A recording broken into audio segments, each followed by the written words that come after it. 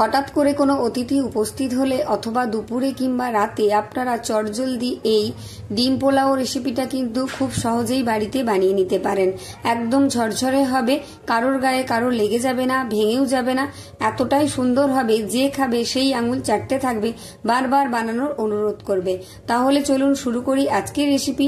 নমস্কার, পাপিয়ার ঘরোয়া রান্না চ্যানেলে সকলকে স্বাগত জানিয়ে আজকের রেসিপিটা শুরু করছি। একদম স্কিপ করবেন না, আশা করি আপনাদের সকলের ভালো লাগবে। আমি প্রথমে এই গ্লাস মেপে 2 গ্লাসের একটু কম চাল নিয়ে নিয়েছি। এটা বাসমতি চাল, আপনারা যে কোনো বিরিয়ানির বা পোলাওয়ের চাল নিয়ে নিতে পারেন। এটা ওজনে 500 গ্রাম। এটাকে এবার ভালো করে আমি ধুয়ে ভিজিয়ে রেখে দেব 1 ঘন্টার জন্য। এটা 1 ঘন্টার বেশিও রাখতে পারেন, একটু কম রাখলেও অসুবিধে নেই, তবে 1 ঘন্টা ভিজিয়ে রাখলে ভালো হবে। এবার যে গ্লাস মেপে আমি চাল নিয়েছিলাম ঠিক সেই গ্লাস মেপেই আমি 3 গ্লাস জল নিয়ে নিচ্ছি। মানে 2 গ্লাস চালের জন্য আমি 3 গ্লাস জল নিয়ে নিচ্ছি, 1.5 গ্লাস করে। এবার এখানে দিয়ে দিলাম একটা 3-4 কলি রসুন আছে, এরকম একটা রসুন, আর দিয়ে দিলাম একটা ছোট সাইজের পেঁয়াজ কুচি, মোটা মোটা করে কেটে রেখেছিলাম। দিয়ে দিলাম 1 টেবিল চামচ মাপের গোটা ধনে, 1 টেবিল চামচ মাপের গোটা মৌরি, আর এখানে নিয়েছি আমি অল্প কিছুটা জয়িত্রী, 2 টুকরো মতো দারুচিনি, 2টো ছোট এলাচ, একটা বড় এলাচ, 4টে লবঙ্গ, 8-10টা গোলমরিচ, আর অল্প কিছুটা গোটা জিরে, হাফ চা চামচ মতো দিয়ে সবকিছু এই জলের মধ্যে দিয়ে দিলাম। ভালো করে একটু মিশিয়ে নেব, আর গ্যাসটাকে আমি জ্বালিয়ে দিয়েছি। একটু মিশিয়ে নিয়ে এটাকে প্রথমে আমি ঢাকা দিয়ে একটু ফুটিয়ে নেব। আমি আকনি তৈরি করছি। এর আগেও আমি একটা পোলাও রেসিপি শেয়ার করেছিলাম, আলু পোলাও, সেটা আপনাদের নিশ্চয়ই ভালো লেগেছে, তাই আজকে আমি ডিম পোলাও রেসিপিটা শেয়ার করছি। অল্প কিছুটা নুন দিয়ে আমি ঢাকা দিয়ে ভালো করে ফুটিয়ে নিয়েছি। এবার এখানে দিয়ে দিচ্ছি আমি কিছুটা ধনেপাতা আর পুদিনা পাতা দিয়ে আরো 2-3 মিনিট আমি ফুটিয়ে নেব। তারপর এটাকে আমি নামিয়ে ঠান্ডা করে নেব। তারপর এটার থেকে আমি মোটা দানাগুলো বার করে আমি শুধু জলটা নিয়ে নেব। এটা আমি আকনি তৈরি করে নিচ্ছি। এদিকে আমি 4টে ডিম সেদ্ধ করে খোসা ছাড়িয়ে রেখে দিয়েছি। আর দেখুন এখানে আকনিটা আমার তৈরি হয়ে গেছে। এদিকে জলটাও আমি ছেঁকে নিয়েছি, আর যে মশলাগুলো গোটা গোটা দিয়েছিলাম সেগুলোকে আমি আলাদা করে ছেঁকে নিয়েছি। এবার ওই কড়াইটাই ভালো করে পরিষ্কার করে ধুয়ে অল্প কিছুটা তেল দিয়ে দিলাম, 50 গ্রামের একটু বেশি। এবার কিছুটা পেঁয়াজ আমি পাতলা পাতলা করে একদম সরু সরু করে কেটে রেখেছিলাম, সেটা এর মধ্যে দিয়ে দিলাম। 2টো বড় সাইজের পেঁয়াজ দিলেই হবে। ভালো করে গোল্ডেন ব্রাউন করে এটাকে আমি ভেজে নেব বেরেস্তা করে। হালকা করে নেড়ে চেড়ে গ্যাসটাকে হাই হিটে রেখেই কিন্তু বেরেস্তাটা তৈরি করে নিতে হবে। দেখুন এখানে বেরেস্তাটা আমার তৈরি হয়ে গেছে, গোল্ডেন ব্রাউন কালার এসে গেছে। এর থেকে আর বেশি ভাজবো না, তাহলে কিন্তু পুড়ে যাবে, তাহলে আর খেতে ভালো লাগবে না। এবার এটাকে তেল ঝরিয়ে তুলে আমি একটা প্লেটের মধ্যে একটু ছড়িয়ে রেখে দেব ঠান্ডা করে নেওয়ার জন্য। ভালো করে একটু ঠান্ডা হয়ে গেলে এটা বেশ মুচমুচে থাকবে, কালারটাও কিন্তু অনেকটা ডিপ এসে যাবে। ওই তেলের মধ্যে আমি ডিমগুলো এক এক করে দিয়ে ভেজে নেব। ডিমগুলোকে কিন্তু খুব বেশি কড়া করে ভাজবো না, হালকা করেই ভাজবো। যারা এতক্ষণ ভিডিও দেখতে শুরু করেছেন একটা লাইক অবশ্যই করে দিন। অল্প কিছুটা নুন দিয়ে দিলাম, দিয়ে হালকা করে নেড়ে চেড়ে এইভাবে আমি গোল্ডেন ব্রাউন করে ডিমগুলোকেও ভেজে নেব। বাড়িতে চিকেন না থাকলেও কোনো সমস্যা নেই, এইভাবে কিন্তু আপনারা আলু পোলাও বা ডিম পোলাও অনায়াসেই বানিয়ে নিতে পারেন। ডিমগুলো ভাজা হয়ে গেছে, আমি তুলে নিলাম। এবার গ্যাসের ওপর একটা হাঁড়ি বসিয়ে নিয়েছি, আর পেঁয়াজ বেরেস্তার যে তেলটা বেঁচেছিল সেই তেলটা এর মধ্যে আমি দিয়ে দিলাম। দিয়ে এর মধ্যে ফোড়নে দিয়ে দিলাম একটা তেজপাতা, আর দিয়ে দিচ্ছি আমি 1 টেবিল চামচ মাপের গোটা জিরে। গ্যাসটাকে কমিয়ে রেখে জিরেটাকে একটু ভেজে নিতে হবে।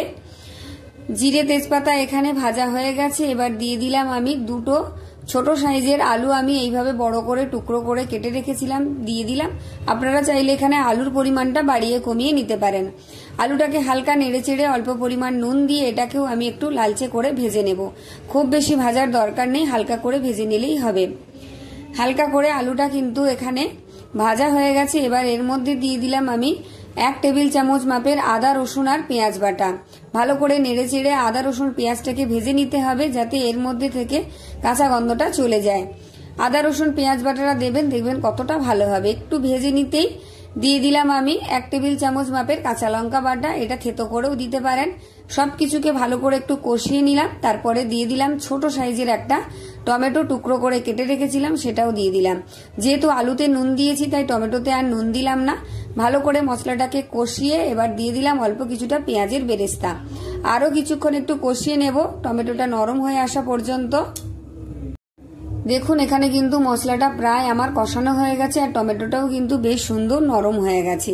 নুনটা কিন্তু আপনারা একটু আন্দাজ করে দেবেন, কারণ আমি যখন আঁকড়িটা তৈরি করেছিলাম তখনও নুন দিয়েছি, আলুতেও নুন দিয়েছি, ডিমটাও নুন দিয়ে ভেজেছি।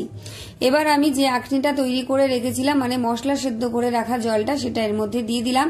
এইভাবে যদি মশলা সেদ্ধ করা জলে পোলাও বা বিরিয়ানি রান্না করেন দেখবেন যেমন আসবে সুগন্ধ তেমনি হবে টেস্ট। জল দিয়ে এবার আমি কিন্তু আর এক্সট্রা কোনো রকম জল ব্যবহার করিনি। জলটা ফুটতে শুরু করেছে, এই সময় চাল দিয়ে দিলাম। যখনই এই জলটা ফুটবে তখনই কিন্তু চাল দেবেন, তাহলে কিন্তু খুব সুন্দর ঝরঝরে হবে পোলাওটা। এবার ভালো করে একটু নাড়াচাড়া করে এর মধ্যে দিয়ে দেব আমি অল্প কিছুটা লেবুর রস। আর লেবুর রসটা কিন্তু অবশ্যই দেবেন, এতে করে চালটা ঝরঝরে হবে, একটার গায়ে একটা লেগে থাকবে না। আর রাইসটা একদম সাদা ধপধপে হবে, ভীষণ সুন্দর হবে, টেস্টটাও দারুণ আসবে। ভালো করে লেবুর রসটা দিয়ে স্বাদের আন্দাজের জন্য আমি অল্প কিছুটা চিনি দিয়ে দিলাম। এটা আপনারা দিতেও পারেন না দিতেও পারেন, তবে দিলে কিন্তু ভীষণ সুন্দর লাগবে। ভালো করে একটু মিশিয়ে নিচ্ছি। এবার আমি ঢাকা দিয়ে এটাকে 5 থেকে 60 মিনিট মতন মিডিয়াম আঁচে রান্না করে নেব। ঢাকাটা খুলে নিলাম, দেখুন জলটা কিন্তু অনেকটা কমে গেছে আর দেখুন অনেকটাই কিন্তু ঝরঝরে হয়েছে। চালটা কিন্তু আরেকটু সেদ্ধ হতে বাকি আছে আর তলায় অল্প একটু জলও আছে, সেটা কিন্তু এরপরে আমি যখন আবার দমে বসাবো তখন একদমই শুকনো হয়ে যাবে আর চালটাও সেদ্ধ হয়ে ঝরঝরে হয়ে যাবে। এবার ওপর থেকে দিয়ে দিচ্ছি আমি একটা ছোট সাইজের টমেটোর টুকরো, 4টে কাঁচা লঙ্কা, দিয়ে দিচ্ছি আমি পেঁয়াজের বেরেস্তা, যেটা বাকি ছিল সেটা এর উপরে আমি ভালো করে একটু ছড়িয়ে দিলাম। দিয়ে আমি দমের জন্য একটা সুতির কাপড় দিয়ে দিলাম, দিয়ে ওপর থেকে ঢাকা দিয়ে দিচ্ছি। আপনারা চাইলে ফয়েল পেপার দিয়েও করতে পারেন। 2 মিনিটের জন্য আমি রেখেছিলাম। 2 মিনিট পর ঢাকা খুলে আমি ডিমগুলো দিয়ে দিলাম, দিয়ে এবারে 10 মিনিট আমি দম দিয়ে নেব একদম লো আছে। একদম লো আছে কিন্তু দম দিয়ে নিতে হবে, আঁচ বাড়ালে চলবে না। 10 মিনিট পর আমি ফিরে আসছি। 10 মিনিট পর আমি ঢাকাটা খুলে নিয়েছি, দেখুন কতটা সুন্দর হয়ে গেছে, সুন্দর একটা গন্ধ বেরিয়েছে। এবার একটু ভালো করে আমি নেড়ে চেড়ে দেব।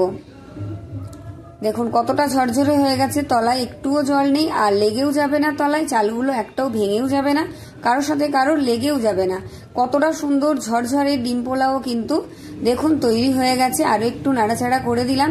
এবার এর মধ্যে দিয়ে দেব আমি 1 টেবিল চামচ গাওয়া ঘি। ঘিটা কিন্তু ভালো দেবেন, তাহলে পোলাওটা বেশ সুন্দর গন্ধ আসবে, খেতেও দারুণ টেস্ট হবে। ছোট বড় সকলের ভীষণ ভালো লাগবে। যারা আমার চ্যানেলে নতুন আছেন অবশ্যই চ্যানেলটা সাবস্ক্রাইব করে পাশে থাকা বেল আইকনটি প্রেস করে অল করে রাখবেন, আমার ভিডিও নোটিফিকেশন সবার আগে আপনার কাছে পৌঁছে যাবে। ওপর থেকে ধনেপাতা কুচি ছড়িয়ে কিছুক্ষণ ঢাকা দিয়ে রেখে দিয়েছিলাম। তারপর আমি এটাকে পরিবেশন করে নিচ্ছি। দেখুন কতটা ঝরঝরে হয়েছে। যদি আমার ভিডিও ভালো লাগে তাহলে অবশ্যই কমেন্ট করে জানিয়ে যাবেন আপনারা কে কোথা থেকে দেখছেন, তাহলে আপনাদেরকে ধন্যবাদ জানাতে পারবো। আর হাইপ অপশন দেখলে অবশ্যই হাইপ করে দেবেন, বন্ধু বান্ধবদের মধ্যে এইভাবে একটু শেয়ারও করে দেবেন। দেখুন কতটা সুন্দর হয়েছে, কতটা ঝরঝরে হয়েছে। আপনারা রায়তা বা চাটনির সাথেও খেতে পারেন। আমি আজকে মাংসের ঝোল দিয়ে এই ডিম পোলাও রেসিপিটা পরিবেশন করব, আর খেতে হয়েছে দুর্দান্ত। অবশ্যই কিন্তু লাইক শেয়ার আর কমেন্টের মাধ্যমে আমাকে জানিয়ে যাবেন। ডিম ভেঙে এর মধ্যে নিয়ে নিলাম, দিয়ে শুধু মুখের মধ্যে চালান করে দিতে হবে। উফ, এতটাই সুন্দর হয়েছে, এত সুন্দর সুগন্ধ দিয়েছে যে কি বলবো, না খেলে বিশ্বাস করবেন না। তাহলে আজকের মতো বিদায় নিচ্ছি, সবাই ভালো থাকবেন, সুস্থ থাকবেন। আবার একটা অন্য রেসিপি নিয়ে দেখা হচ্ছে, ততক্ষণের জন্য ধন্যবাদ।